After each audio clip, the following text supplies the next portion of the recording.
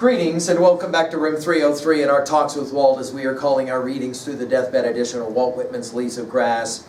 We turn now to the heart, in many ways, of Leaves of Grass and as well Drum Taps. I'm telling you guys in advance, the poems now that we begin to work with, and obviously we just did Come Up From Fields, but the poems we are about to read are going to be the most demanding of all of Leaves of Grass. I'll just tell you in advance, I think you have to mentally prepare to experience and to read these poems. We now are going to work with Vigil I Kept on the Field One Night. This is poem 15 of the 43 of Drum Taps, and I want you to remember what we have already pointed out, that in the poem To Thee, O Cause, Whitman said, my book and the war are one. And obviously this is going to be a very difficult poem for us. We'll also remind ourselves that in the same poem, he also said about the Civil War, it was a strange, sad war. We're going to see this word, strange. Some readers of Leaves of Grass find this poem the most powerful of all of the poems in Leaves of Grass. Certainly some will argue, if not in Leaves of Grass, certainly in Drum Taps.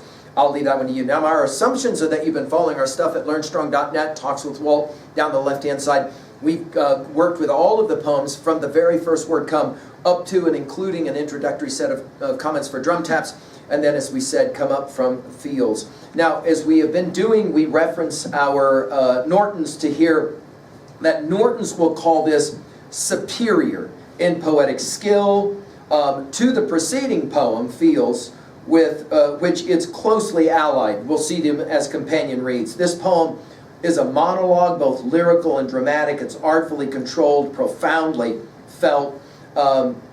It's to be recalled that, Norton says, many young boys were present in the ranks, both north and south, some of them underage, and the poem remained in Drum Taps, practically unchanged through all editions. Now, this poem is a dramatic monologue. We've obviously said a whole lot about dramatic monologues at LearnStrong.net. Obviously, we've talked about Browning and Last Duchess and Porphyria's Lovers as classic exemplars of dramatic monologue. And then the obvious question is, in this poem, is it actually Whitman?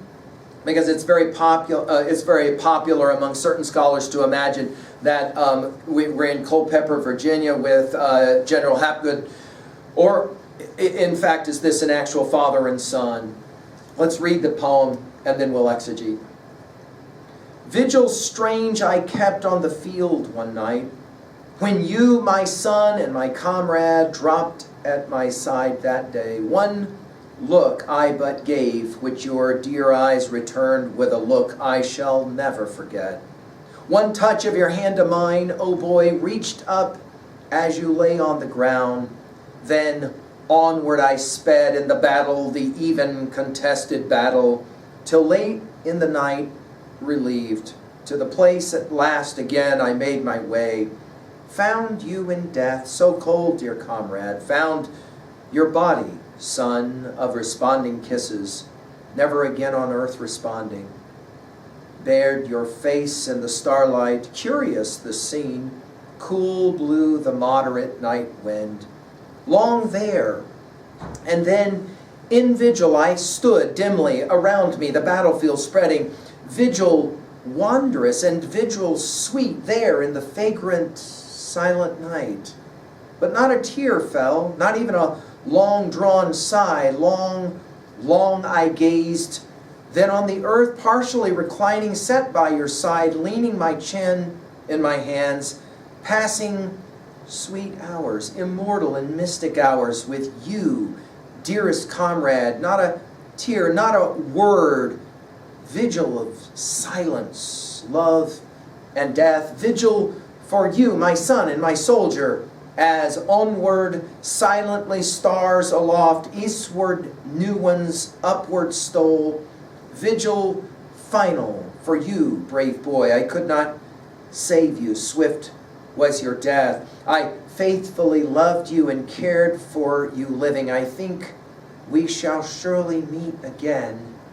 Till, at latest lingering of the night, indeed just as the dawn appeared, My comrade, I wrapped in his blanket, enveloped well his form, folded the blanket well, tucking it carefully overhead and carefully under feet, and there and then, bathed by the rising sun, my son in his grave, in his rude dug grave, I deposited, ending my vigil strange with that vigil of night and battlefield dim, vigil for boy of responding kisses, never again on earth responding, vigil for comrades swiftly slain, vigil, I never forget how as day brightened I rose from the chill ground and folded my soldier well in his blanket and buried him where he fell. Now let's just point out right away that the only other use of this word vigil, other than in this poem, which gets used 12 times as a remarkable mantra, is in Prayer of Columbus, a poem that we'll get to. Notice that, again, we said, strange to thee, O cause, was the way that Whitman would qualify that sad war. So we'll begin by saying it's a vigil strange that he kept on the field one night. This idea of on the field is almost like our bivouac poem of earlier, right? When you, my son, of course, that takes us back to the preceding poem, come up from the fields, and my comrade. Now this use of the word comrade is going to take us back to starting from Promenade 6. I will write the evangel poem of Comrades in Love. So Whitman loves his Camaretto, of course, Song of the Open Road. Dropped at my side that day. Notice the word dropped here as it relates specifically to dying, to death. And then we've got one look versus one touch. One look I but gave which your dear eyes returned with a look. Notice, I shall never forget is used one time in all of Leaves of Grass, and it's right here. One touch of your hand to mine, oh boy, reached up as you lay on the ground. It's amazing. It's an amazing eye that Whitman has in drum taps to try to capture, as we've already said in earlier poems, it's almost like language with photography to try and capture this moment. Then notice the movement of this poem, right? That is to say, he cannot stay next to his son or his comrade because he's got to get on with the battle. Onward I sped in the battle, the even contested battle, till late in the night, relieved to the place. At last again, I made my way. And again, here we are, back with night, back to the first line. Found you in death, so cold, dear comrade, found your body. Later this will be the form, that is to say, as opposed to the soul, which is gone. Son of responding kisses. Do you remember in Song of Myself 46, I kissed you with a goodbye kiss and opened the gate for egress hence? It's compelling to read Leaves of Grass in the order in which the Deathbed Edition poems all lie, and then to come to this poem after having read Song of the Open Road. We'll say more about that in our next poem. And then notice these parenthetics, never again on earth responding. In other words, think about the things that are lost for young people in death because of war. Bared your face in the starlight, so we're back to when I heard the Learned Astronomer poem. Curious, to play off of strange, the scene. And then cool blue, the moderate night wind. Now all of a sudden we're not in the middle of the contested heat of battle. Long there and then in vigil I stood. Notice we're standing before we're reclining. Dimly around me, the battlefield spreading. Only now no more fighting happening. Vigil wondrous and vigil sweet. It's an amazing couple of adjectives there in the fragrant silent night. And of course, Silent Night was already a Christmas carol, right, that was sung. So this use of Silent Night will be compelling.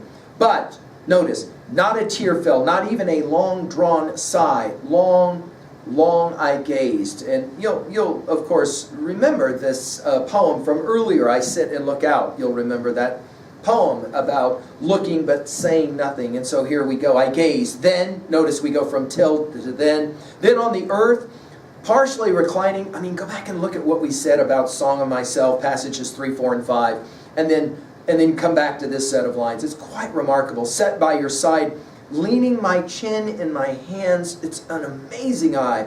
Passing, notice here it's sweet, again used for the second time. Sweet hours, immortal and mystic hours. Again, Learned Astronomer with the word mystic. With you, dearest comrade. Notice how the word keeps coming back. And then the dash, not a tear, not a word. In other words, this experience is too sacred even for those emotions. And then it's vigil of silence, love and death. Vigil for you, my son, and my soldier. We're going to get this my soldier construction at the very end of the poem again. As onward silently stars aloft, eastward new ones upward stole. This idea of in the middle of the worst imaginable experiences, again, a sustained theodicy, as I've called Leaves of Grass, Whitman will try and find something beautiful in the middle of horror. Vigil final for you, and then calls him brave boy. I could not save you, swift was your death. There's almost like a gratitude for that. I faithfully loved you and cared for you living. I think we shall surely meet again. This is one of the most compelling single lines in all of Leaves of Grass for many, many readers. It takes us, of course, back to Song of Myself, passage 6 in those final lines. And then notice again, till at last, the genius of the word lingering. We're going to see it one more time in drum taps with Ethiopia saluting the colors. Lingering of the night, indeed, just as the dawn appeared. And this will be, obviously, the symbolism of hope. And then it's as if now we step away, and there's another kind of narrative voice that will finish this poem. It's almost now, let me tell you what I did next. My comrade I wrapped in his blanket, enveloped well his form. You remember this use of envelope from A Woman Waits for Me? His form, notice it's his body, his soul is obviously gone. Folded the blanket well. Notice the repetition of the use of the word well, as in respectful. Tucking it carefully overhead and carefully under feet. The recognition of the language of respect. And there and then and bathed by the rising sun. You can obviously see the powerful symbolism here. My son. Notice the use of sun and sun. It takes us, of course, back to Hamlet and the way in which we play that game. Go back and look at our lectures on Hamlet. The way that Hamlet will play that game. Why is it that the clouds still hang on you? I'm too much in the sun. The different uses of the word sun and sun. S-U-N-S-O-N. In his grave. In his rude dug grave. I told you guys about Whitman's use of the word rude, as in simple. I deposited, ending my vigil, strange with that. Vigil of night and battlefield. Dim, this idea of dim, it's not clear what's going on. We'll see it all the way through drum taps. Vigil for boy of responding kisses, again to just return back one last time. Never again on earth responding. Vigil for comrade swiftly slain. Notice again the powerful S sounds. Vigil, I never forget, and I think this is central to reading Leaves of Grass and drum taps, is this compelling idea. We must not be allowed to forget. When we forget, then we throw around terms like, I think we're headed for a new civil war. I think Whitman would say, people who speak like that have not read closely enough these poems from drum taps. We mustn't forget how, as day brightened, again, this idea of the dawn and hope, I rose from the chill ground and folded, notice again, my soldier well in his blanket and buried him where he fell. Of course, the last word of this poem, precious poem, fell. And it does lead us now to ask about messages. Obviously at 2a, even in death, there can be something wondrous. Death can't kill the bond of family, friends, lovers. I think that's a compelling message. At 2b, we mentioned the dramatic monologue. The repetition of Vigil 12 times and the word choice. I love that this whole poem seems to work around one word, lingering. It's a compelling way to read the poem. I challenge you to read it. At 3a, there's so many places I could go, but I think of our discussion of the Iliad. We've given full lectures at learnstrong.net.